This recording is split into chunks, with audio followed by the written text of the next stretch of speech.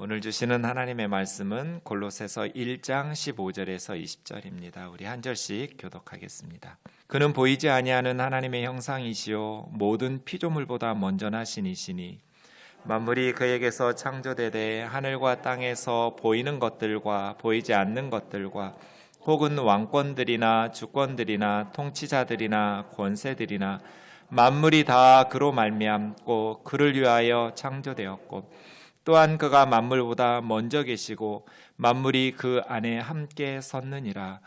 그는 몸인 교회의 머리시라.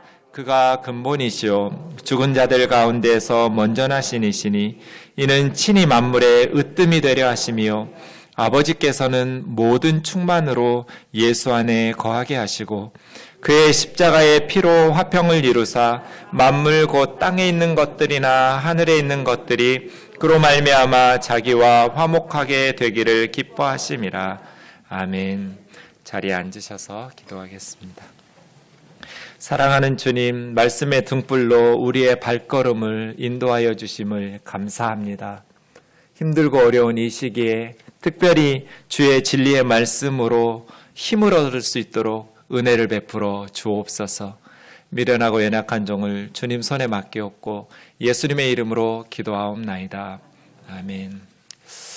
한 해 마지막 주일입니다. 코로나가 이렇게 길게 진행되리라고 저도 예상하지는 못했습니다. 이제는 코로나가 언제쯤 끝날지 정말 하나님의 은혜 외에는 기대할 것이 없는 것처럼 보입니다. 한 해를 마무리하면서 참 힘든 한 해를 잘 살아오신 여러분들에게 서로 인사하면서 또 가정에서는 우리 가족들에게 또 그렇게 축복했으면 좋겠습니다. 좌우에 있는 교우들과 인사합시다. 수고하셨습니다.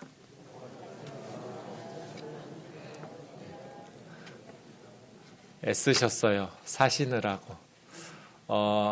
그 다음 아래에 있는 화면의 말씀은 골로새서 1장 2절의 말씀을 제가 우리 교회 상황에 맞게 좀 바꿨는데요. 우면동 교회의 성도들 곧 그리스도 안에 있는 신실한 자매 형제들에게 우리 아버지 하나님께서 내려주시는 은혜와 평화가 있기를 빕니다. 아멘. 우리 한 번 더 인사할까요? 하나님의 은혜와 평화가 있기를 빕니다.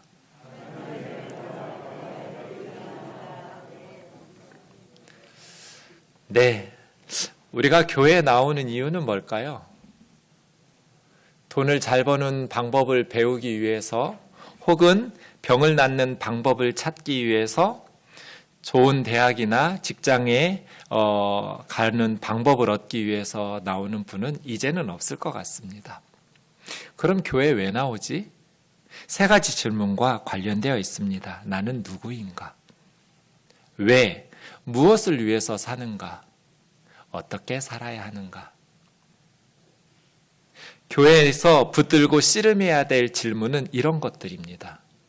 돈을 잘 버는 방법은 교회보다 세상에 훨씬 더 지혜롭게 가르쳐주는 분들이 많습니다. 질병을 낫기 위해서 또 좋은 학교나 직장을 얻는 방법들도 세상 사람들이 훨씬 더 목사들보다 더 잘 가르쳐 줄 겁니다. 그런데 이 세 가지 질문, 나는 누구인가? 왜? 무엇을 위해서 사는가? 어떻게 살아야 하는가? 이러한 질문은 교회에서 가르쳐줘야만 정답을 찾을 수 있는 질문입니다. 교회에만 정답이 있어요. 저 세 가지 질문이. 나는 누구인가? 왜 사는가? 어떻게 살아야 하는가? 다른 곳에서도 대답들을 많이 하지만 바른 정답은 교회만 줄 수 있기 때문에 교회에서 붙들고 씨름해야 될, 그리고 교회에서 열심히 가르쳐야 될 말씀들은 바로 이러한 질문들입니다. 오늘 본문 말씀을 통해서 한 해를 마무리하고 새로운 한 해를 준비하면 좋겠습니다. 어제 우리가 성탄절 예배 때 빌레몬서를 보았는데, 빌레몬서는 로마 감옥에 있었던 사도 바울이 골로새 교회의 지도자인 빌레몬이라는 사람에게 보낸 편지라는 것을 살펴보았습니다. 골로새서 4장 7절에서 9절 말씀에 보시면 빌레몬서가 골로새 교회의 지도자인 빌레몬에게 전달될 때 하나의 편지가 더 전달됐다라는 것을 알 수 있습니다. 이 골로새서입니다. 로마 감옥에 있던 사도 바울은 두기고와 오네시모라는 사람의 손에 골로새서는 교회에, 빌레몬서는 빌레몬이라는 개인에게 두 통의 편지를 써서 보낸 겁니다. 그런데 오네시모 어제 우리가 보았잖아요. 빌레몬이라는 주인에게 도둑질을 해가면서 큰 죄를 지고 도망 나와서 무슨 죄를 더 지었는지는 모르겠지만 감옥에 갇혔던 죄수였던 오네시모가 감옥에서 사도 바울을 만나서 예수님의 복음을 듣고 새 사람이 되었어요. 전에는 도움이 되지 않던, 세상을 이롭게 하지 못했던, 이름값 하지 못했던 오네시모가 이제는 신실하고 사랑받는 형제가 되었어요.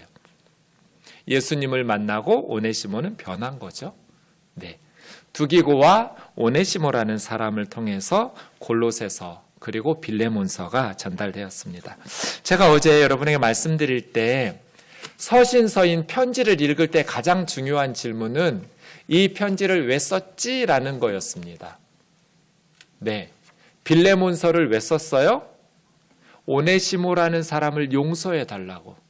용서할 뿐 아니라 사랑받는 형제로 나를 대접하듯이 환영해 달라고 부탁하려고 빌레몬서를 썼죠. 그럼 골로새서에도 동일한 질문을 던질 수 있겠죠? 바울은 골로새 교회에 왜 편지를 썼을까? 편지를 쓰는 이유는 여러 가지 이유가 있겠죠. 그 중에서 가장 중요한 이유는 무엇일까? 펜을 들을 수밖에 없는 골로새 교회에 꼭 해야 될 말은 무엇이었을까를 생각해 보시면 좋겠습니다. 그러려면 골로새 교회의 특징을 좀 알아야 됩니다. 지도로 보시면 골로새가 에베소에서 동쪽의 내륙으로 더 들어간 아주 작은 도시입니다. 그런데 골로새 교회는 바울이 직접 가서 선교해서 개척한 교회가 아닙니다. 바울은 골로새에 가서 교회를 개척한 적이 없어요. 에베소에서 3차 선교 여행 때 3년 동안 두란노 서원을 세워서 말씀 사역을 한 적이 있어요. 3년이라고 말했지만 횟수로 3년이니까 성경의 횟수는 만 3년은 아니에요. 한 2년에서 2년 반 정도 될 것 같아요. 계산해 보면. 그렇게 3년 동안 에베소에서 사역할 때 그 주변 도시들에게서 바울의 소문을 듣고 예수 그리스도의 복음을 들으러 모였어요. 복음이 전파되었어요. 그때 골로새 지역에 있던 사람들도 에베소에 와서 바울을 통해서 복음을 듣고 다시 골로새에 가서 교회를 자생적으로 개척해서 시작한 거예요. 대표적인 사람이 에바브라예요. 어제 빌레몬서에서도 나와 함께 갇힌 에바브라가 너희에게 문안하고 인사한다고 편지 끝부분에 언급되는 사람인데요.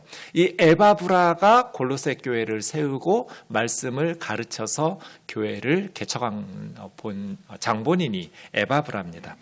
어쨌든 골로새는 바울에게 복음을 직접 듣고 말씀 양육을 받았던 직접적인 개척된 선교된 교회는 아니에요.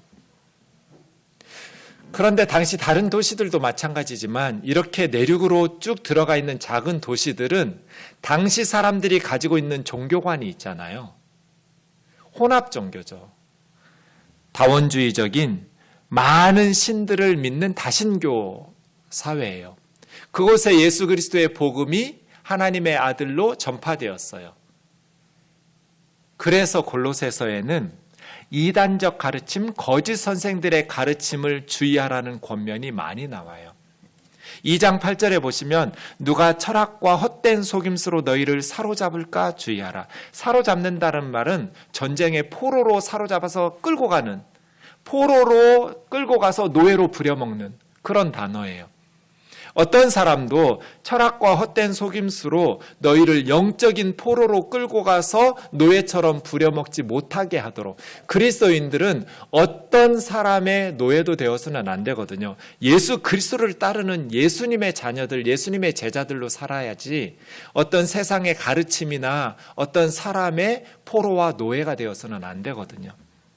이것은 사람들의 전통이나 세상의 초보적인 학문을 따르는 것이지 예수 그리스도를 따르는 것이 아니다. 이런 이단적 가르침을 주의하도록 말하는데 골로새서를 읽을 때는 이제 다음 주에 우리가 새벽 기도회마다 골로새서 말씀을 묵상하면서 한 해를 마무리할 텐데요. 어떤 종류의 헛된 속임수가 골로새 교회 성도들을 위협하고 있었는지를 파악하는 것이 중요해요.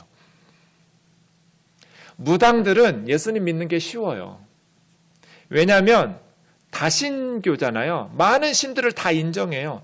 거기다가 예수라는 신만 하나 추가해버려요. 근데 그것은 예수님을 바르게 믿는 게 아니에요. 골로새 교회 성도들도 그런 거예요.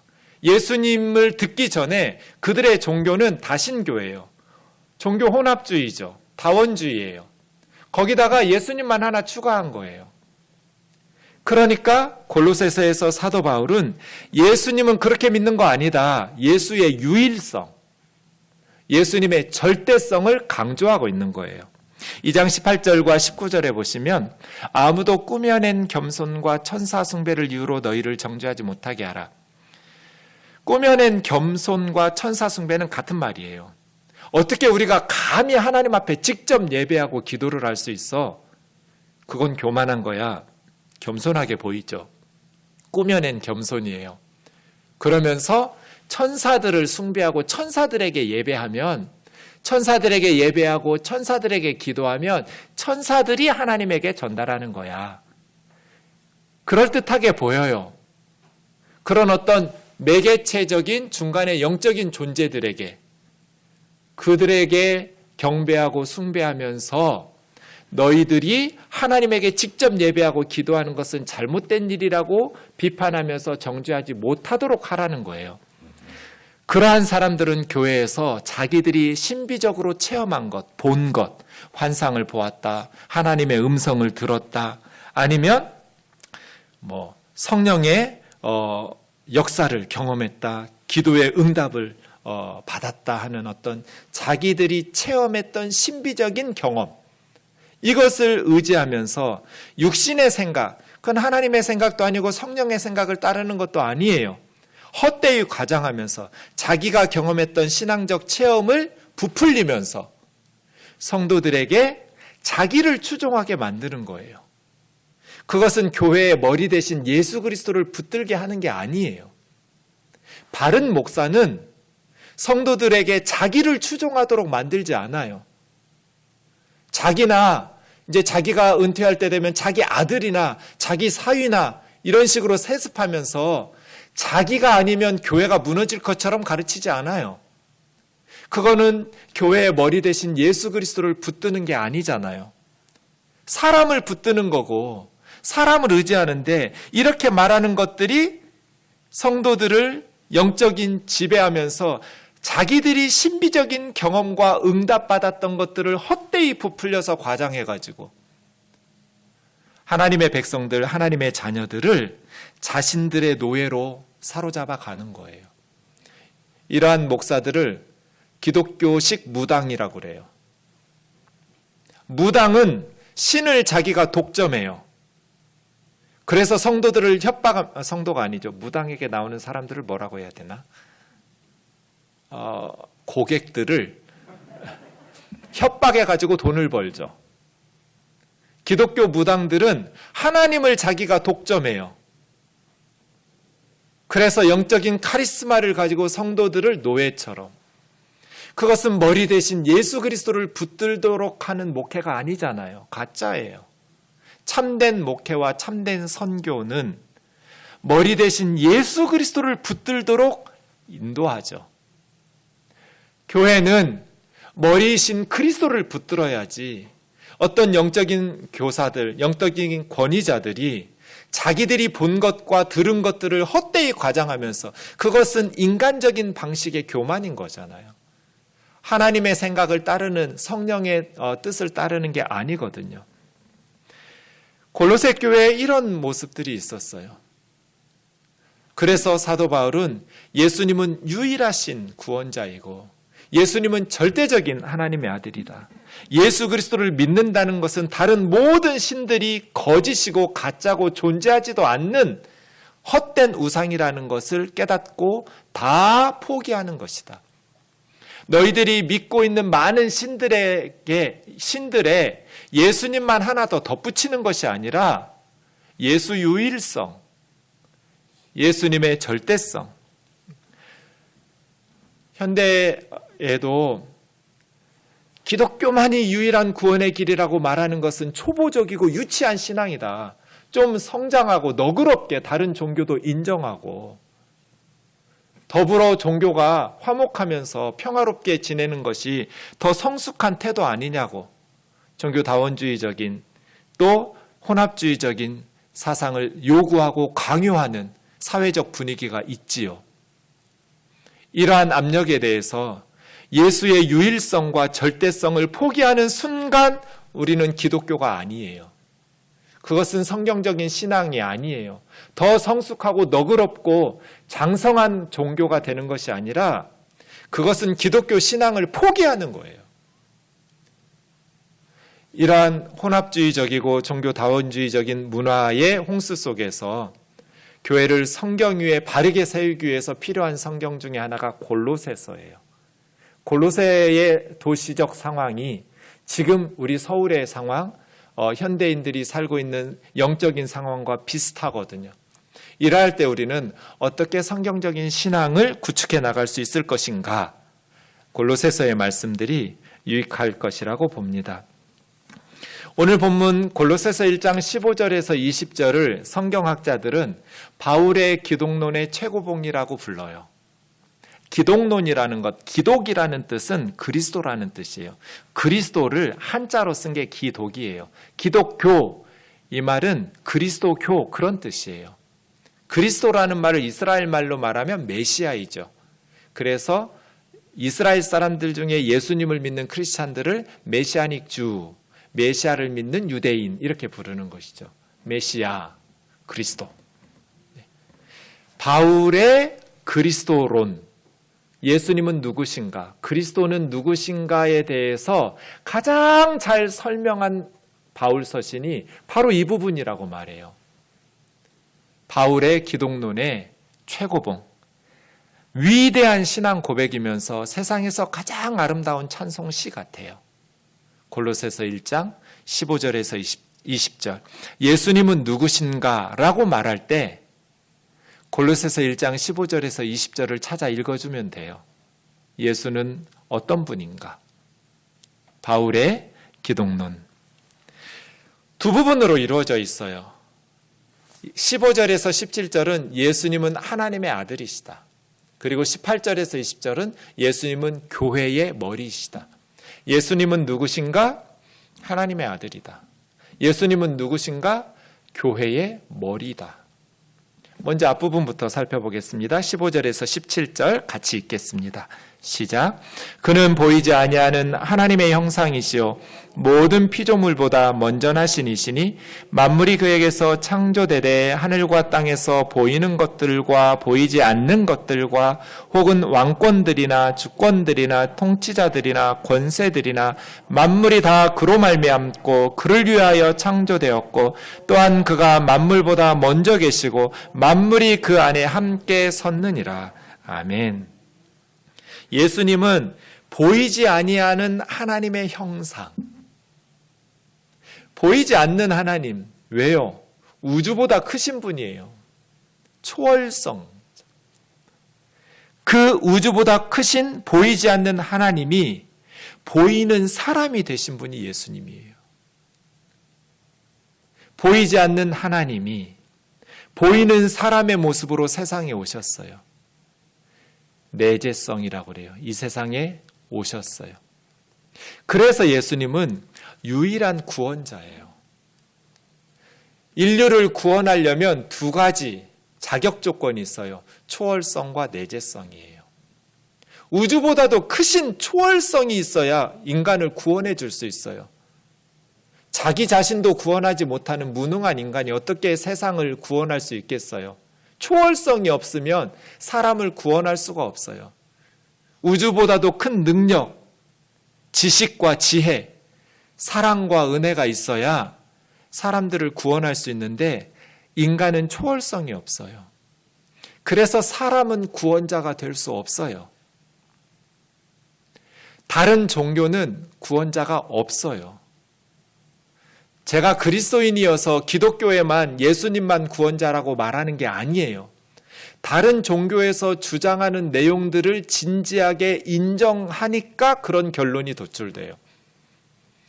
기독교를 제외하고 힌두교를 개혁한 불교나 이슬람교나 우리와 구약 성경을 한 글자도 다르지 않게 똑같이 믿는 유대교나 다 똑같은 공통점이 있는데 구원자가 없다는 거예요. 그럼 그 사람들은 어떻게 구원받아요? 자기 힘으로 구원받아요. 자력 구원이에요. 착하게 살거나 선행, 아니면 진리를 터득해서 득도하거나, 아니면 종교적인 계명과 율법을 지키거나, 그것이 꾸란이든지 구약의 율법이든지 불경이든지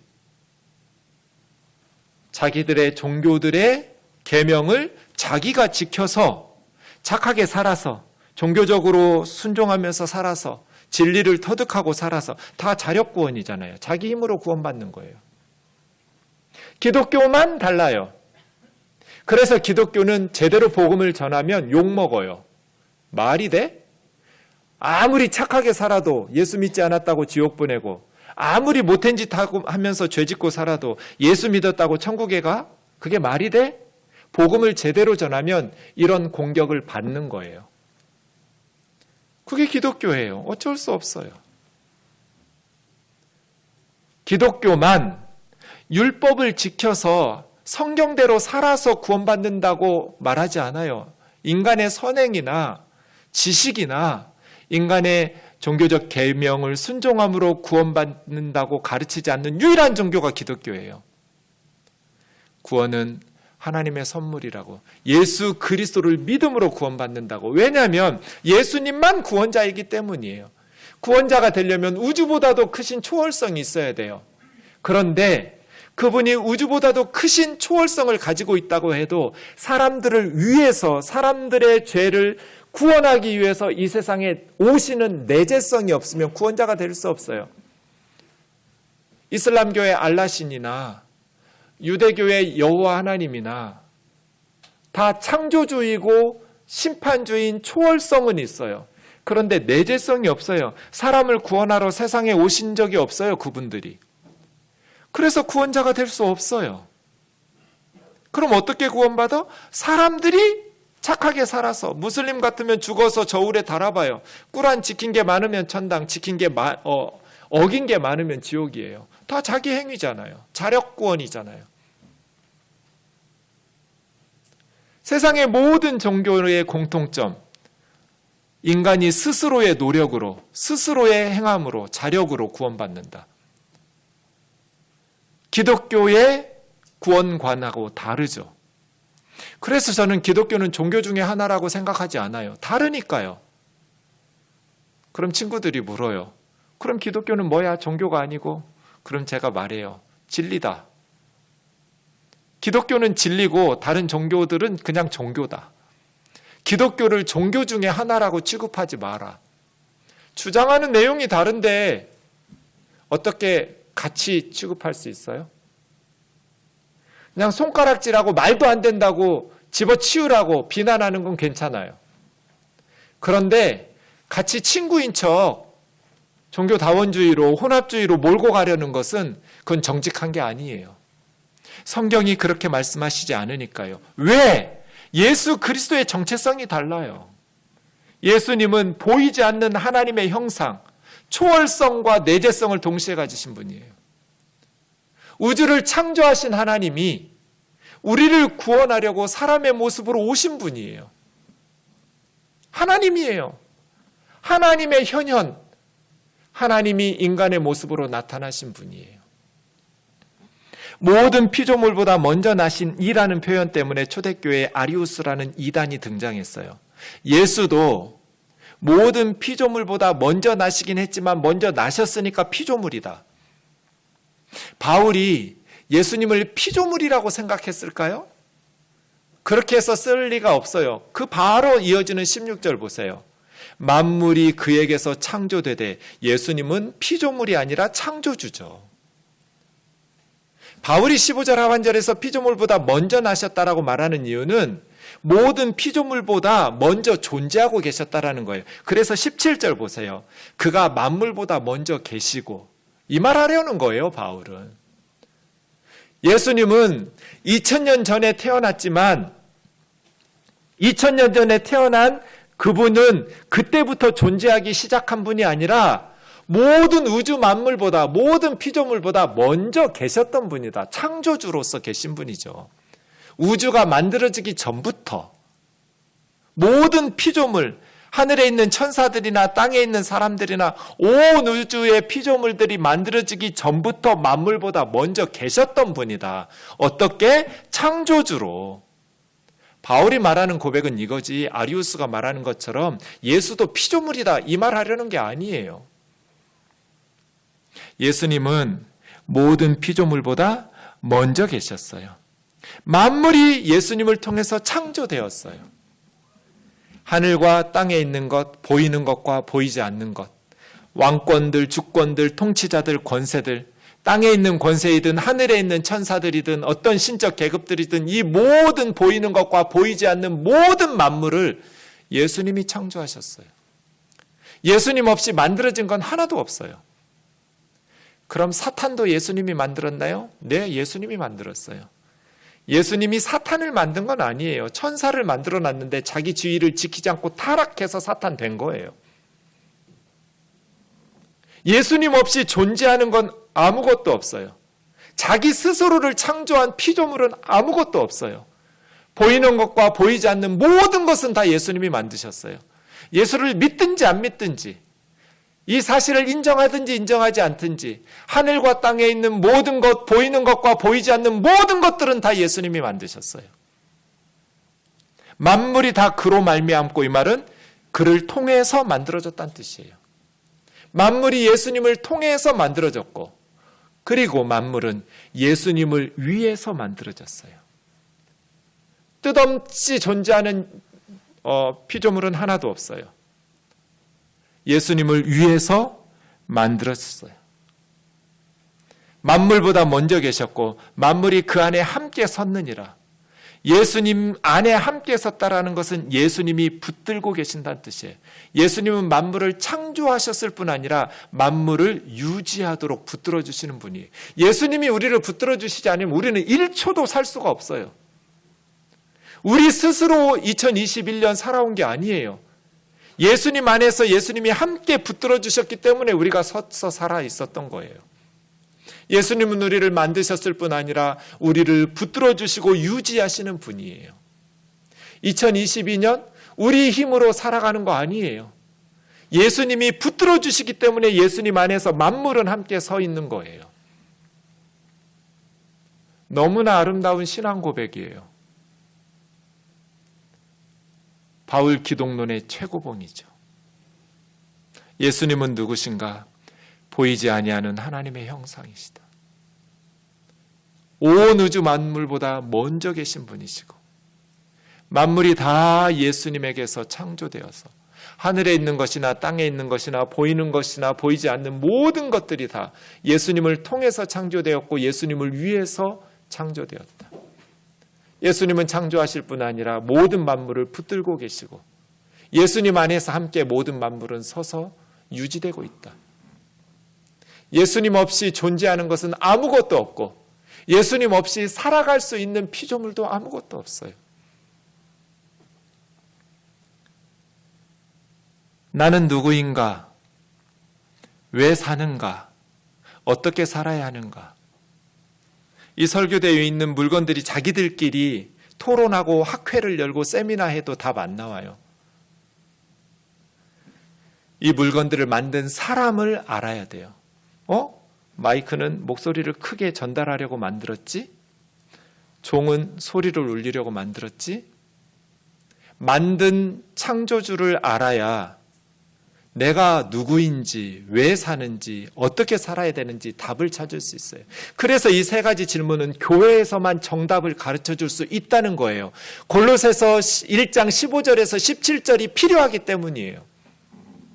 다른 곳에서는 정답을 줄 수가 없어요.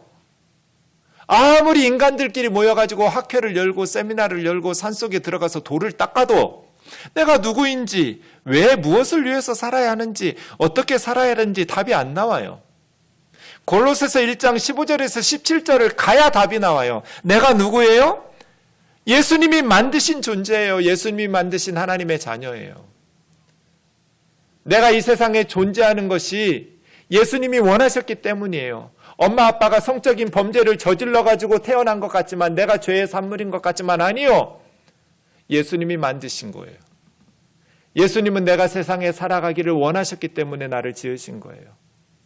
우리 어머니 아프시니까 빨리 천국 가고 싶다고, 왜 하나님이 천국 안 데려가시느냐고 투덜거리세요. 예수님을 위해서 왜 사는가? 무엇을 위해서 사는가? 예수님께서 살아있기를 원하시기 때문이에요. 예수님을 위해서 우리를 만드셨거든요. 예수님 뜻이에요. 우리가 세상에서 사는 것이. 예수님을 위해서. 그럼 어떻게 사는 것이 예수님을 위해서 사는 것인가? 하나님 사랑하고 이웃을 사랑하라고 그랬어요. 주님이.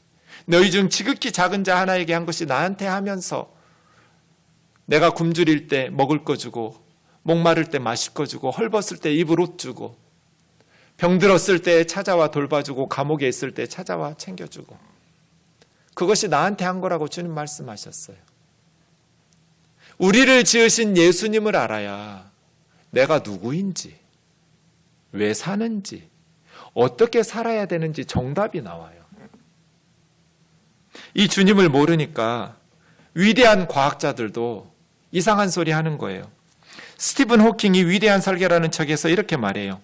빅뱅, 즉 약 150억 년 전에 일어난 대폭발이야말로 어떤 물리적 법칙의 필연적 결과였고, 그 결과 우주가 탄생했다. 중력과 같은 법칙이 있기 때문에 우주는 무에서 스스로 탄생했다. 이게 무슨 말이에요? 위대한 과학자들은 똑똑하니까 그들의 말이 다 옳을 것이라고 생각하는 것은, 목사님들은 착하니까 목사님들의 말은 다 옳을 것이라고 착각하는 어리석은 생각과 똑같아요. 목사들은 착한 사람이 아니에요. 자기가 죄인이라는 것을 깨달은 사람이에요.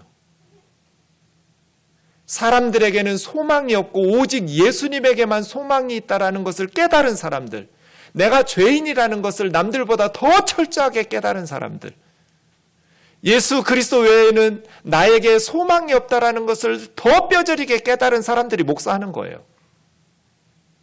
더 착하기 때문에 목사하는 게 아니에요. 과학자들도 마찬가지예요. 위대한 과학자 스티븐 호킹 같은 사람이 말했으니까 다 옳은 말 같지만, 말도 안 되는 엉터리 같은 소리예요. 물리적 법칙이 우주를 무에서 유로 탄생시켜요? 만유 인력의 법칙이 사과를 만들어내요?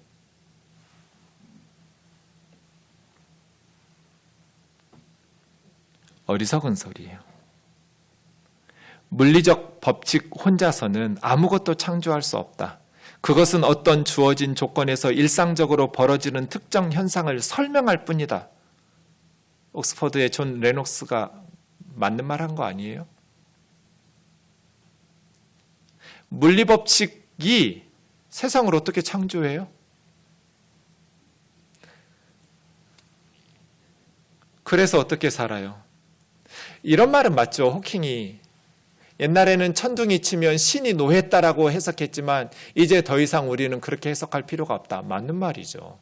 천둥 친 것을 신이 노했다라고 고대인들처럼 해석하는 현대인은 없어요. 하지만 너무 나갔어요. 호킹은. 물리 법칙이, 중력과 같은 법칙이 우주를 무에서 스스로 탄생시켰다. 이건 과학이 아니에요. 종교적인 주장이고 철학적인 주장이고 엄청난 믿음을 요구하는 신앙이에요. 종교예요. 그렇지 않아요. 왜 인생이 공허하고 외롭고 방황을 해요? 세 가지 질문을 몰라서예요. 돈이 많아도, 지식이 많아도, 남들이 부러워하는 명예와 권력을 가졌어도 내가 누구인지 모르고 왜 살아야 되는지 모르고 어떻게 살아야 되는지를 몰라서 외롭고 고독하고 방황하는 거예요. 그런데 이 질문을 예수님만 해줄 수 있어요. 예수님은 우주를 초월한 지혜와 지식과 능력과 사랑을 가지고 이 세상에 내재하신 하나님이요 구원자이기 때문이에요. 예수 그리스도를 만나야만, 예수 그리스도를 믿어야만 참된 인생의 숙제들이 풀려요. 내가 누구인지, 왜 사는지, 어떻게 살아야 되는지 답이 거기에 있기 때문이에요. 그래서 주님은 다른 이로서는 구원을 받을 수 없나니 천하 사람 중에 구원을 받을 만한 다른 이름을 주신 적이 없다고 말하는 거예요. 내가 곧 길이요 진리요 생명이 나로 말미암지 않고는 아버지께로 올 자가 없다고 말하는 거예요. 왜냐하면 우리에게 구원을 베푸시는 구원자가 되려면 이 세상의 지혜와 지식, 과학 이런 걸로는 안 돼요. 우주보다도 크신 초월성, 그런 지혜와 지식과 능력과 사랑이어야 돼요. 그래서 예수 그리스도가 정답이에요. 그는 보이지 않는 하나님의 형상이거든요. 모든 만물이 그 안에서 만들어졌거든요. 예수님이 만드셨고 예수님을 위해서 만드셨고 예수님이 매일매일 우리를 붙들어 주시고 나와 함께 하신다고 믿고 그 사랑을 힘입어서 살아갈 때 우리는 방황의 마침표를 찍을 수 있어요. 내가 누구인지 알게 되니까, 왜 살아야 되는지 알게 되니까, 어떻게 살아야 되는지를 알게 되니까요. 내가 예수님에게 어떤 사랑을 받게 되었는지를 알게 되니까요. 그런데 예나 지금이나 끊임없이 사람들은 세상에 헛된 소망을 붙들고 살아가죠. 그래서 참된 소망인 예수 그리스도를 외면해요. 그러면서 계속 인생이 공허하다고 말해요. 두 번째 부분 같이 읽겠습니다. 18절에서 20절입니다. 시작. 그는 몸인 교회의 머리시라. 그가 근본이시요 죽은 자들 가운데서 먼저 나신 이시니 이는 친히 만물의 으뜸이 되려 하시며 아버지께서는 모든 충만으로 예수 안에 거하게 하시고 그의 십자가의 피로 화평을 이루사 만물 곧 땅에 있는 것들이나 하늘에 있는 것들이 그로 말미암아 자기와 화목하게 되기를 기뻐하십니다. 예수님은 누구신가? 하나님의 아들이실 뿐 아니라 교회의 머리신 거예요. 몸은 머리가 없이는 살 수가 없어요. 머리도 몸이 없으면 안 돼요. 몸은 머리의 명령에 따라야 돼요. 교회는 머리 대신 예수 그리스도의 몸이에요. 그래서 교회는 머리이신 예수님을 붙들고 살아야 돼요. 예수님이 근본이에요. 교회의 시작이면서 교회의 근본이죠. 예수님은 죽은 자들 가운데 먼저 나신 사망의 권세를 깨뜨리고 새로운 생명으로 새로운 역사를 시작하신 첫 번째 부활이에요. 예수님을 믿는 모든 무리들은 예수님을 믿음으로 예수와 함께 죽은 자들 가운데서 다시 새로운 피조물로 빚어지죠. 친히 만물의 으뜸, 새로운 창조의 으뜸이 되려 하심이라. 하나님께서 모든 충만, 신성과 지혜와 능력과 하나님의 모든 속성을 예수님 안에 거하게 하시고 예수님의 십자가의 피 흘림으로 하나님과 원수되었던 죄인들을 화목하게 하시고 하나님의 자녀로 다시 받아주시고 만물, 하늘에 있는 것이나 땅에 있는 모든 것들이 예수 그리스도로 말미암아 하나님과 화목하게 되시기를 하나님은 원하시고 하나님 기뻐하셨어요. 하나님은 모든 피조물들을 다시 하나님의 자녀로 회복시켜 주시는 것을 기뻐하셨어요. 이 일을 위해서 예수님은 이 땅에 오신 거예요. 피 흘림이 없이 하나님과의 화해도 없기 때문에 예수님은 십자가의 피로 하나님과 원수되었던 우리를 화목하게 하셨어요. 예수님은 누구신가? 온 교회의 머리이시다. 그래서 성도들은 머리이신 예수님을 붙들어야 돼요. 그런데 골로새 교회는 2장 18절 19절에서 말씀드린 것처럼 머리를 붙들지 않았어요. 사람들이 스스로 자신의 신비적인 체험을 부풀려 가지고 성도들을 미혹하고 자기가 본 것, 경험한 것, 들은 것 이러한 것들을 강조하면서 성도들을 포로로 삼아서 노예로 다스리고 그렇게 끌고 다니고 있었어요. 머리를 붙들어라. 교회의 머리는 예수 그리스도이시다. 예수 그리스도로부터 모든 마디와 힘줄에 영향이 공급돼요. 하나님은 모든 선한 것을 예수 그리스도 안에 충만하게 하셨어요. 예수 그리스도로부터 우리에게 참된 영향이 공급이 돼요. 그래서 온 교회는 예수 그리스도 안에서 영향 공급을 받아서 하나로 연합해서 하나님이 자라게 하심으로 영적으로 자라나게 되는 거예요.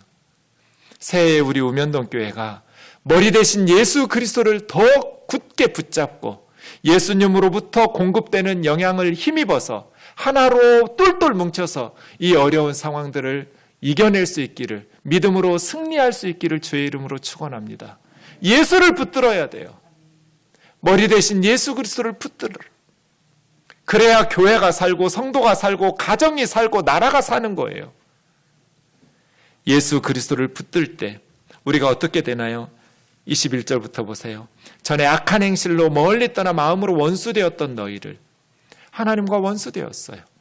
이제는 예수님의 육체의 죽음으로 말미암아 화목하게 하셔서 너희를 거룩하고 흠이 없고 책망할 것 없는 자로 하나님 앞에 세우고자 하셨으니, 여기서 세운다라는 것은 하나님의 심판대 앞에 서는 거예요. 예수님은 하나님의 심판대 앞에 우리를 설 수 있도록 준비시켜 주시려고 오신 거예요. 한 번 죽는 것은 사람에게 정해진 것이고 그 후에는 심판이 있어요. 모든 사람이 하나님의 심판대 앞에 서야 돼요. 아무렇게나 살아도 되는 거 아니에요. 하나님의 심판대 앞에 서야 하기 때문이죠. 근데 주님은 그의 육체의 죽으심으로 말미암아 우리의 죄를 씻어서 하나님과 화목하게 하심으로써 하나님의 심판대 앞에서 거룩하고 흠없고 책망할 것 없는 자로 세워주신 분이에요.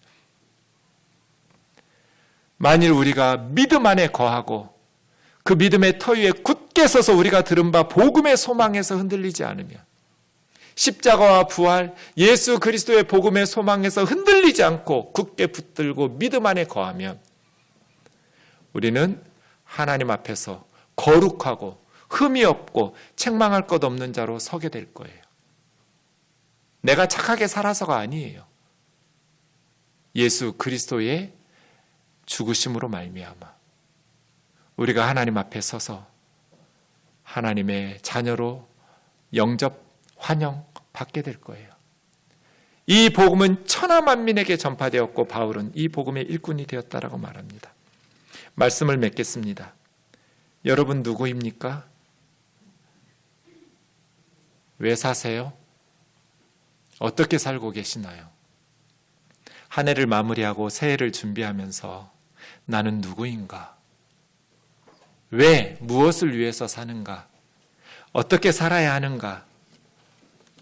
이러한 질문들에 대해서 골로새서 1장 15절에서 18절 말씀 주신 것처럼 나는 예수 그리스도로 말미암아 지음받은 예수님의 자녀이고, 나는 예수 그리스도를 위해서 지음받은 예수님의 제자이고, 나는 하나님을 사랑하고 이웃을 사랑하라고 예수님이 말씀하신 것을 순종하면서 이 땅에서 살아가야 될 하나님의 자녀라는 분명한 신앙의 정체성을 가지고 주님과 함께 동행하면서 믿음으로 승리하는 우리 우면동 교우들 되기를 주의 이름으로 축원합니다.